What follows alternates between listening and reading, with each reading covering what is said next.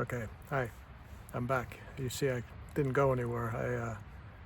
I couldn't wait to kind of explain the science parts of it, at least a little bit, to give a hint to what it is. I'm just really into it. So, okay, with the breathing behavior analysis that I'm going to do. When I was a pro and beyond that, my breathing was as good as you can get. Not because I was a pro and not because of anything other than it just was. I hadn't disrupted it or changed it or done anything to affect it from a behavioral standpoint, which I'll get into in a second. I was always up, and the science, it's a little, okay, but I'm going to say it because it is important, and you can either look it up or maybe you know it. My breathing was constantly eucapnic, which means it was right where it's supposed to be from a physiological standpoint. It was always between 35 and 45 millimeters of mercury, which is the CO2 that's in the alveoli, the partial pressure, which is what is measured, and you'll find that in every single textbook in the world, medical textbook that is. And when I would train or get on a cycle, this is, before my accident, so it wasn't that long ago, but way after I had stopped being a pro. Like it would happen with anybody who's got functional breathing that's eucapnic, it would rise fairly quickly from somewhere in the, 40-ish range, let's say. And as I cycled, it would gradually increase, the CO2 values, that is, and it would keep increasing to a point that you have to breathe with your mouth because you have to let out that CO2 to regulate yourself. And I would test to see, how long could it be before I felt to open my mouth because the CO2 is getting so high, and I could see it because I have instrumentation to look at this, and that sort of thing. I played with it all the time. I was very much into this work with the breathing sciences. When I say debunked the science, the pseudoscience that's out there, there's nothing wrong with the breathing stuff that's out there. There's all sorts of techniques for breathing that people give you to do, and they say breathe this way and that way and this way, and that's all fine and well because people feel good, they maybe relax a bit, and they're trying to be healthy, and that's the important thing. And the people giving the exercise are trying to help people, and that's also the important thing. The part about the science that, and it's because people don't understand this, it's not anything other than that. I mean, even the medical profession is just starting to understand it because we've been pushing it to them for a long time. The fact that, everything that people are doing with these exercises is mechanical. That's one part of the respiration. It's called external respiration. It's mechanical. It's how you breathe. You breathe in, you breathe out. You breathe through your nose, your mouth, your chest, your lungs.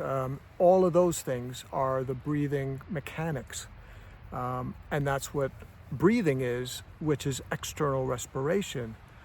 But in respiration, there's cellular respiration, there's internal respiration. And to get to the point very quickly, the body uses the breathing as a tool to help to keep the balance of the respiration within the body so that the body regulates in the way it needs to, and it regulates all the gases the way it needs to, and it keeps the pH exactly where it's got to be because you can't shift the pH very little either way. And when that gets off, the breathing kicks in to change it so that the chemistry gets right again. So there's a lot of other reasons for the breathing. I'm not saying that's the only purpose. Obviously, to talk, to get angry, to access emotions. There's all sorts of things that breathing is relevant for.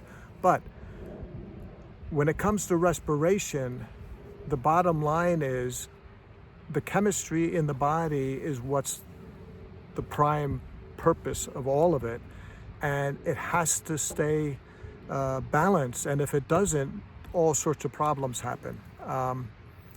And The second thing, which is even more important in my eyes, is that breathing should be looked at as a behavior, because it is a behavior. It changes based on the person's history, their life.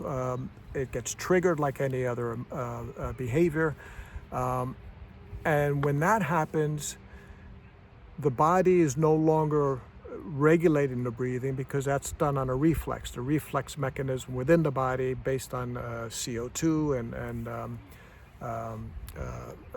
oxygen and the pH, all sorts of different markers that the body detects and will set the diaphragm in motion to adapt the breathing to correct the chemistry.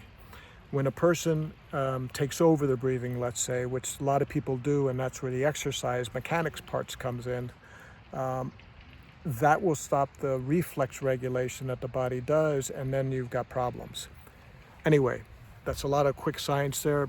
The bottom line is breathing is mechanical and respiration is chemical. And the body breathes, it does its own breathing. You don't have to worry about it. So I'll get into all that again later. So when I had my accident, obviously the trauma could do something. The pain that I had, it was severe pain I was in. I even brought an instrument and measured my breathing when I was in the hospital in the first few days, and it was off, really off, because of pain, the trauma, I don't know. That's what I'm going to figure out with the behavior analysis. But it is still off a bit, and I'm going to correct that because I want to do it for my health. And it ties into what I'm doing here. So that's a quick synopsis about the breathing science part. I'll stop there because the muscle mass side I'll get into, but this is already getting too long. A lot of science, but it's okay because it's going to keep coming up and you'll see it and you'll realize, but the bottom line was what I tried to get across, and just think about that. Thanks. Bye.